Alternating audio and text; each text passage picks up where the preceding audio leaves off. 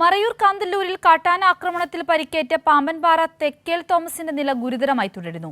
കാട്ടാന ആക്രമണത്തിൽ പ്രതിഷേധിച്ച് വൻ പ്രതിഷേധമാണ് കാന്തല്ലൂർ മേഖലയിൽ ഉയരുന്നത്.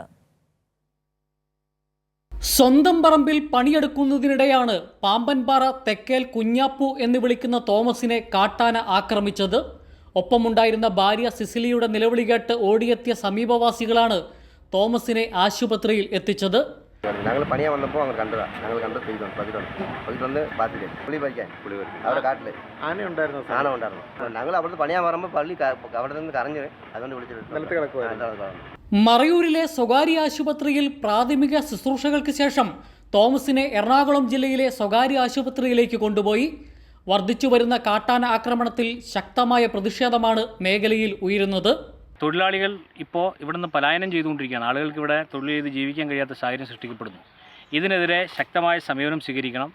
54-ലും അതുപോലെ 1947-ലും എല്ലാം ആളുകൾ സുഗമമായി കൃഷി ചെയ്തുകൊണ്ടിരുന്ന ഭൂമിയിലേക്കാണ് ഇപ്പോൾ കാട്ടാന ഇങ്ങോട്ടേക്ക് വന്ന് ആളുകളെ കൃഷി ചെയ്യാൻ അനുവദിക്കാത്ത രൂപത്തിൽ ഇതിൻ്റെ പെരുപ്പം, കാട്ടാനയുടെ വലിയ നിലയിലുള്ള പെരുപ്പം ഉണ്ടായിരിക്കുകയാണ്.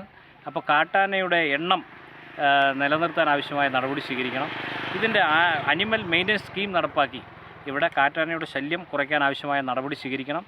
23-ലധികം വരുന്ന കാട്ടാനക്കൂട്ടമാണ് മറയൂർ കാന്തല്ലൂർ മേഖലയിൽ നാശം വിതച്ചുകൊണ്ടിരിക്കുന്നത്. നിരവധി വാഹനങ്ങളും കൃഷിയും കാട്ടാനക്കൂട്ടം നശിപ്പിക്കുന്നു. വിനോദസഞ്ചാരികൾ ധാരാളം എത്തുന്ന മേഖലയിൽ കാട്ടാനകളുടെ ആക്രമണം വിനോദസഞ്ചാര മേഖലയ്ക്കും ഭീഷണിയാവുകയാണ്. കൈരളി ന്യൂസ്, ഇടുക്കി.